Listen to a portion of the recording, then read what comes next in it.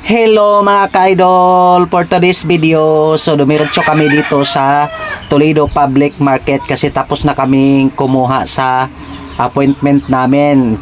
May appointment kasi sabi ko punta tayo doon kasi magmerienda tayo kasi sobrang init mga ka-idol, syempre gutom. So naghanap kami ng bakery. O ayan, sabi ko magmerienda muna tayo kahit walang pera para sabihin na may pera tayo. O ayan, nagmerienda kami ng tinapay tsaka soft drinks. So pagkatapos mga idol, sumilip ako sa Toledo Port. So ang Toledo Port mga ka-idol, napakalinis mga idol. Malinis na po yung port sa Toledo. Ayan, kasi may dumaong na barko.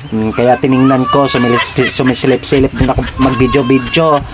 O ayan po mga idol, dumaong yung LTE series ay ambot basta mauna. Din mga idol, malinis na talaga yung Toledo kasi nung may binili yung kasamahan ko mga idol, may binibili siya sa sa shopping mall, shopping mall, lang yon.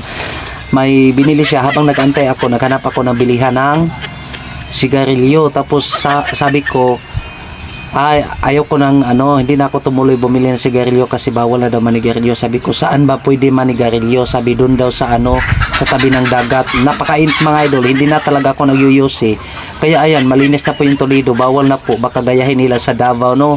Bawal na po manigarilyo kahit saan. Nahirap yan yung voice over.